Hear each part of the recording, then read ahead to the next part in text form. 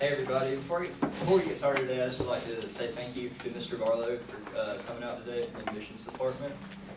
And I'm sure that people, and throughout the country, there's people that are always wondering about college admissions and just like how, just different things that have to do with admissions and getting into certain colleges. And 10 years ago, our team got together at a leadership conference and started talking about this and just different problems that go along with admissions departments. And so we decided to come up with our own company that would go around the country and help out different colleges in their admissions departments and just experiences students have in their admissions departments. 10 years ago, we started Entryway as we looked at the different problems that we saw across the country, and we decided that we would use strategies that we have gathered over our experienced careers in our different fields to come together and discuss ways that we could help other colleges advance their admissions department and get the word spread about certain admissions departments at universities. And so now I'm going to pass it over to, I got some things. I'm the CEO of the company, Eric Burton, and I got a business degree from the University of West Georgia. And before we started this company, I was a management chair at the Georgia Michigan Consultors, and that's what left me at this leadership meeting where I got to meet my team along with Madison. Hi, my name is Madison. I am the operations manager of Entryway Consulting. I graduated from the University of West Georgia with a management degree. Before joining the Entryway team, I worked for the Boston Consulting Group for 5 years, and in 2016, I was on the top 100 list from the Forbes, the world's most powerful women's list.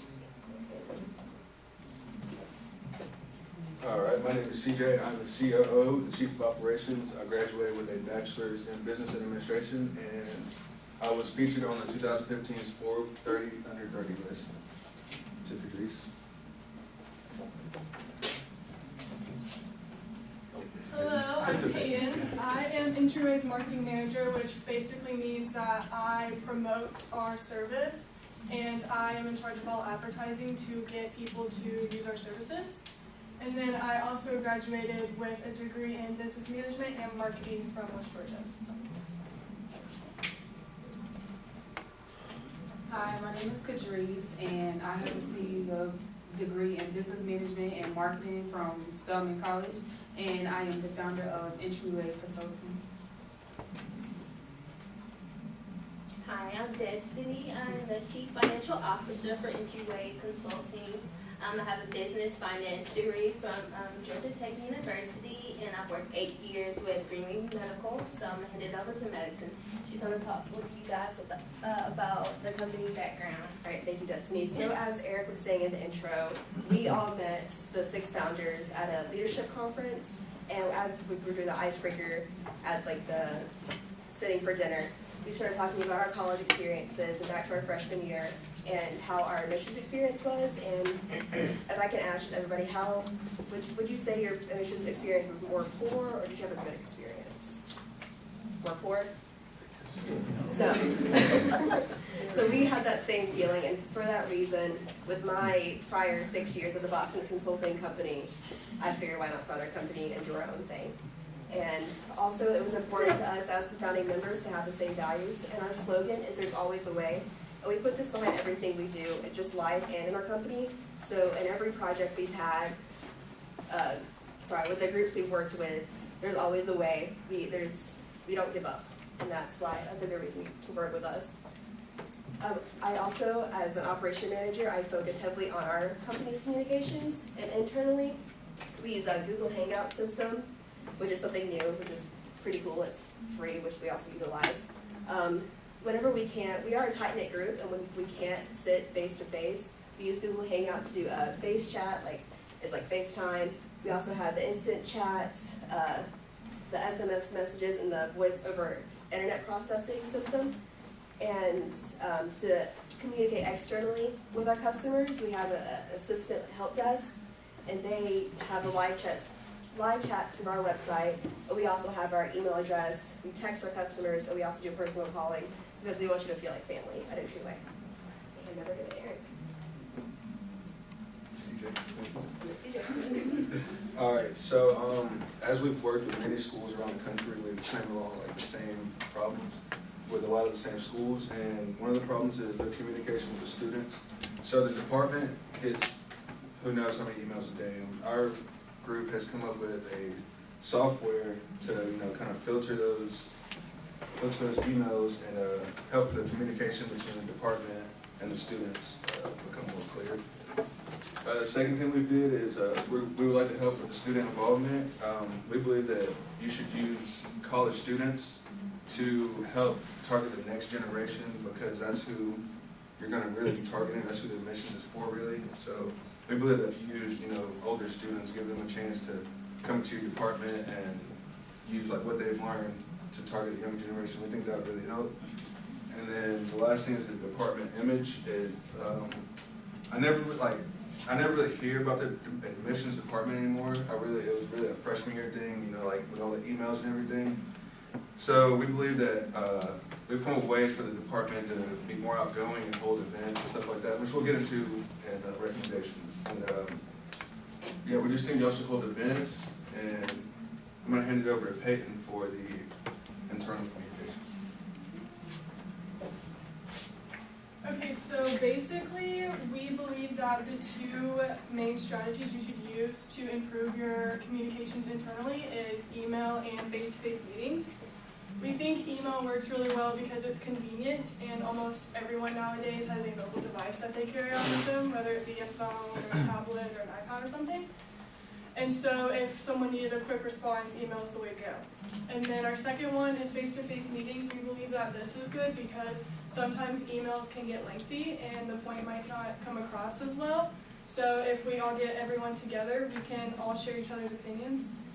And then I compared the admissions office, your admissions office, to the West Georgia's nursing admissions office because they're similar, except that the admissions office for the school, obviously, it handles a wider population.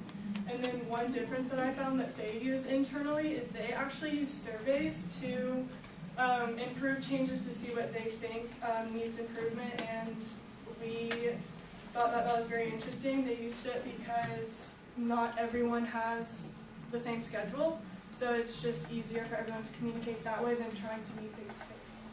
Now I'm going to hand off to pictures. Hello everyone, I'm Patrice again, and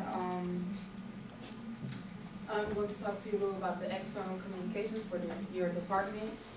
So looking at your department, your admissions department external communications, your department is in the right direction with social media, the multiple platforms that you have. However, you will attract more students if you showcase more events and other events that other departments and other organizations host as well. Also, your department can improve your social media by posting more than once a day, as well as interacting with your followers. And another form of communication is oral. And when we looked at your oral communication, we see that telephone has been one of the main forms of communications in your department. So by show of hands, how many people have interacted with the admissions department over the telephone? Okay. And by another show of hands, how many people have dealt with busy phone lines or being placed on hold? Okay. This is an effective form of communication because this is as close as students get to the feeling of face-to-face conversation. And we have found flaws in your callback times and also wait times. Another form of communication is email.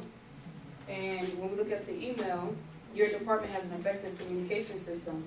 However, data shows that since you have busy phone lines, students have to email to get information that they need right away. And that causes a problem because students have to wait about 3 to 5 business days for your department to respond back. And now I'm going to pass it over to Destiny with the recommendations. I'm sorry. Our company has also did a SWOT analysis, and it shows your strength, weakness, opportunities, and threats. Some of the strengths are keeping students up on missing information, as well as working hard to successfully admit students. Also, providing information for your students. Some of the weaknesses is low interaction with students, also low social media promotion, and also slow response. Another opportunities are expanding communication channels. We believe that you can appear at more college fairs, as well as expand media promotion with our company. Also, some of the threats that you face is the declining number of students admitting to the university, as well as high call volume, and other universities providing better service. And that's why y'all should work with us. And now I'm going to pass it to Destiny with the recommendations. Hi, I'm Destiny. I'm going to be talking to you guys about recommendations for your department. So we have a graph of Savannah College of Art and Design and Admission Department progress after using our new methods. So here we have the light blue line, that's better use of communication. They started midday. The dark blue line is stopping and starting the new methods that we presented to them. And in the green line, we have the continuous use of plans.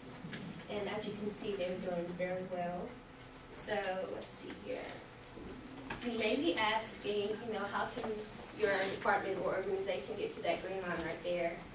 And so we have 3 main suggestions that will help you reach that goal. So number 1, we would suggest that you guys implement a chat online system. So many times students are not able to get the immediate help they need due to long waits while calling. So implementing a chat online system will help eliminate long wait times that are prevalent when calling towards deadlines. And in return, this recommendation will help generate better admission reviews and better student satisfaction. The second recommendation is to increase social media presence. So now taking a look at University of West Georgia's admissions social media, there aren't many updates or postings about deadlines. So a great way to reduce confusion amongst incoming students is to go ahead and get the word out there. There are many students that use the hashtag UWG when they're interested or when they've just got accepted. That would be a prime time to reach out to them, let them know the next steps and how to get involved in the financial aid process. The third step is to offer incentives such as student involvement fairs. You can use student involvement fairs and it would be beneficial to both students and staff. It allows students to get an inside look on what admission does while having fun. And now I'm going to pass it over to Eric for the conclusion.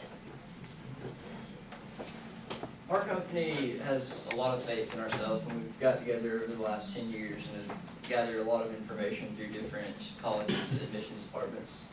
So we know a lot about what we're talking about. And we hope that your organization has kept all of our recommendations and stuff in mind so that we can hopefully one day implement these into your department and you can see the success that we have with our certain recommendations and the success we've had at other colleges. And we would love to bring this into the admissions department here at West Georgia to see it flourish, because we know that we have confidence in what we've said, and we know that at Entryway there's always a way. And we will work as hard as we can to improve the admissions department here. And one thing before we have questions, thank you very much for your presentation. Do you have anything for us to get in contact with you after this presentation? yes. Business cards. Okay. And now, questions for team number 4.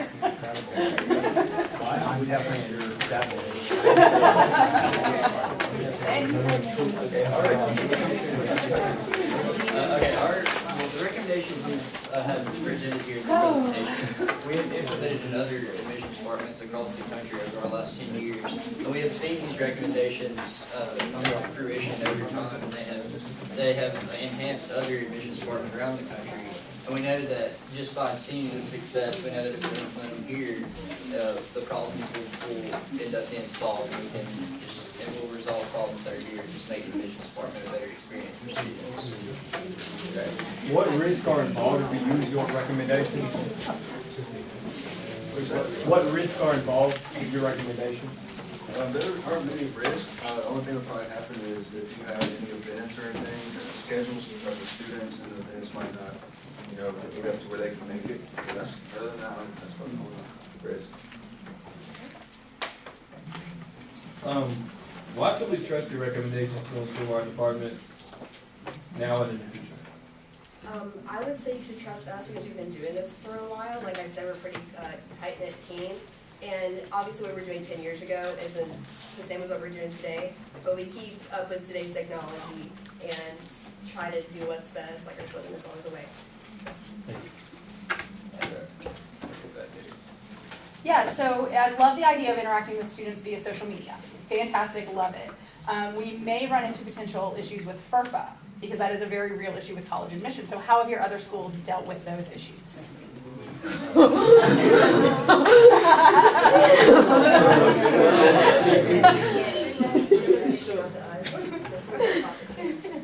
Okay.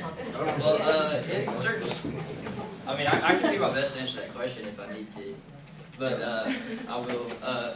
To get along with FERPA, I mean, I guess it has to do with the with parents and like the Privacy Act. privacy. Okay, yeah.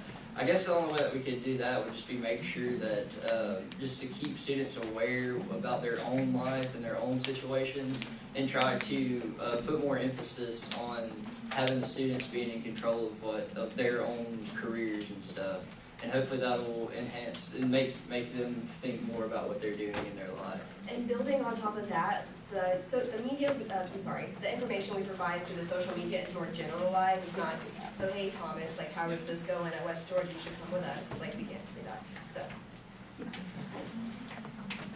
Another question? This is really fun. So I'm just curious, because I'm sure there was a good reason why you chose an elite private art school like SCAD to use to compare to the work that we do, because we're a regional comprehensive institution serving a small regional public setting. So I'm just curious what your logic was and why you believe that SCAD is a good representation of what we would offer. So we use SCAD because they had admission problems as well. We just want to show that not only can we help public school systems, but we also can help the more private institutions as well.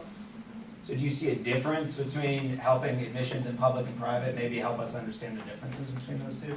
No, they're pretty much the same. It's just geared more toward art students, so the difference. If I can build on top of that, I would say the difference between private and public is more for everyone, like it's more affordable option. So I guess the type of social media you would use to gear towards SCAD versus West Georgia would be different outlets of media.